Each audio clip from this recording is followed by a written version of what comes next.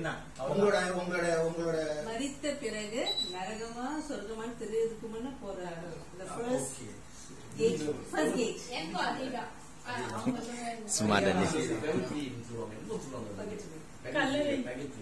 கல்லறை.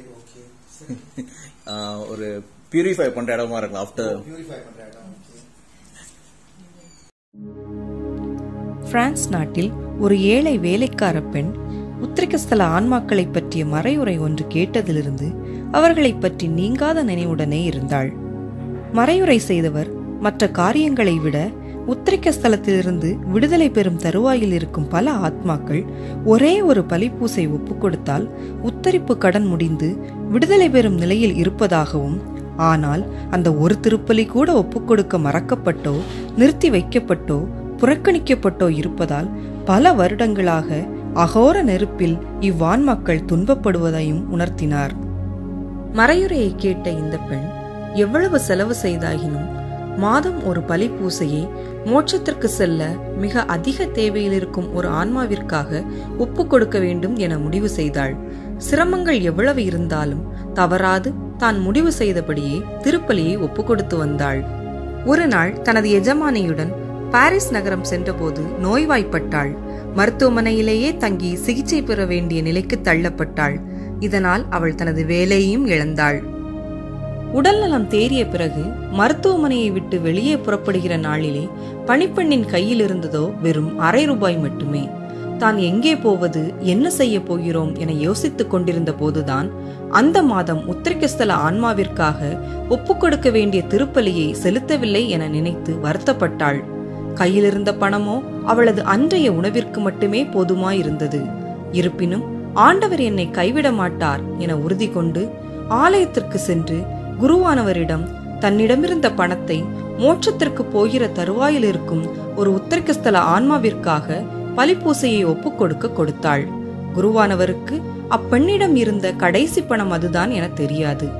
இப்பெண்மணி பக்தியோடு பூசையில் பங்கேற்றுவிட்டு தான் இனி என்ன செய்ய போகிறோம் என்று சஞ்சலத்தோடு ஆலயத்திற்கு வெளியே சென்றாள். ஒரு மரியாதையான வாலிபன் இவளுடைய வாட்டமான முகத்தைக் கண்டு ஏதாவது உதவி வேண்டுமா என வினவ தன்னுடைய கதையை சுருக்கமாக அவனிடம் கூறினாள். அவ்வாலிபன் தனது கதையை கவனமுடன் கேட்டதில் ஒரு ஆறுதலையும் நம்பிக்கையையும் பெற்றவளாக தனக்கு ஒரு வேலை கிடைத்தால் மிகவும் உதவியாக இருக்கும் என்பதையும் தெரிவித்தாள். உனக்கு வேலை செய்வதில் மட்டற்ற மகிழ்ச்சி அடைவேன். எனக்கு தெரிந்த பெண் ஒருவர் இப்போது வேலைக்கு ஆள் தேடிக் கொண்டிருக்கிறார்கள். என்னோடு வா என கூறி அருகிலிருந்த ஒரு வீட்டிற்கு அழைத்து சென்று, இங்கு சென்று விசாரித்துப் பார், உனக்கு நிச்சயமாக வேலை கிடைக்கும் என்று சொல்லிவிட்டு அந்த இளைஞர் சென்று விட்டார். இப்பெண்ணின் அழைப்பு மணி சத்தத்தை கேட்டு கதவை திறந்த அம்மையாரிடம், அம்மா, உங்களுக்கு பணி செய்ய ஒரு வேலைக்காரியை தேடுகிறீர்கள் என்று கேள்விப்பட்டேன். நான் தற்சமயம் வேலை எதுவுமின்றி உள்ளேன். வேலை கொடுத்தால் மிக்க மகிழ்ச்சியாக வேலை செய்வேன் என்று கூறினாள். ஆச்சரியம் அடைந்தவளாக அந்த அம்மா, யார் உன்னிடம் எனக்கு வேலைக்கு ஆள் தேவை என்று சொன்னார்கள்? ஏனென்றால் என்னிடம் இதுநாள் வரை பணி செய்து கொண்டிருந்த பெண்ணை இப்போதுதான் வேலையை விட்டு நிறுத்தினேன். அவளை வழியில் சந்தித்தாயா என்று கேட்டார். இல்லை அம்மா, உங்களுக்கு ஆள் தேவை என என்னிடம் கூறியது ஒரு மரியாதையான வாலிபன். இதை கேட்டு வியப்படைந்த அம்மா, எந்த வாலிபருக்கும், ஏன் ஒருவருக்குமே எனக்கு தற்சமயம் வேலைக்கு ஆள் தேவையுள்ளது என்று தெரியாதே என்று கூறினார். பணிப்பெண் பிரமித்தவளாக வீட்டின் சுவரில் தொங்கிக் கொண்டிருந்த ஒரு புகைப்படத்தை காட்டி, அம்மா, இந்த படத்தில் இருப்பவர்தான் என்னை இங்கு அனுப்பினார் என்றாள். பெருமூச்சு விட்டவராக அந்த அம்மா, பெண்ணை, இது என்னுடைய ஒரே மகன். அவன் இறந்து 1 வருடத்திற்கு மேல் ஆகிவிட்டது என்று சொன்னார். அது எனக்கு தெரியாது. ஆனால் இங்கு சென்றால் வேலை கிடைக்கும் என உறுதியளித்து கதவு வரை என்னை அழைத்து வந்து விட்டு சென்றவரை எங்கு பார்த்தாலும் தவறாத அடையாளம் கண்டுகொள்வேன். அவர் கண்களுக்கு மேல் ஒரு தழும்பு அடையாளம் கூட இருந்தது என இப்பெண் சொல்ல கேள்விப்பட்டு மிகுந்த ஆச்சரியமடைந்து அந்த அம்மா நடந்த அனைத்து சம்பவங்களையும் கேட்டறிந்தார். குறிப்பாக தன்னிடமிருந்த கடைசி பணத்தையும் மோட்சத்திற்கு போகிற தருவாயில் இருந்த ஒரு ஆத்மாவிற்காக பலிப்பூசை ஒப்புக் கொடுத்ததை கேட்டு அவளை கட்டி அணைத்து, நீ எனக்கு பணிப்பெண் அல்ல, என் மகள். இன்று நீ கண்ட வாலிபன் என் மகன்தான்.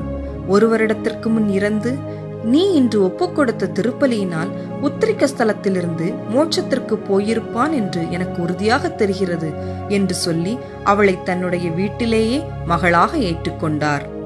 உத்திரிக்கஸ்தல ஆத்மாக்களால் தங்களுக்கென எதையும் பெற்றுக்கொள்ள இயலாவிட்டாலும் கடவுளிடம் நமக்காக பரிந்து பேசி பல அரிய வரப்பிரசாதங்களை நமக்கு பெற்றுத்தர இயலும்.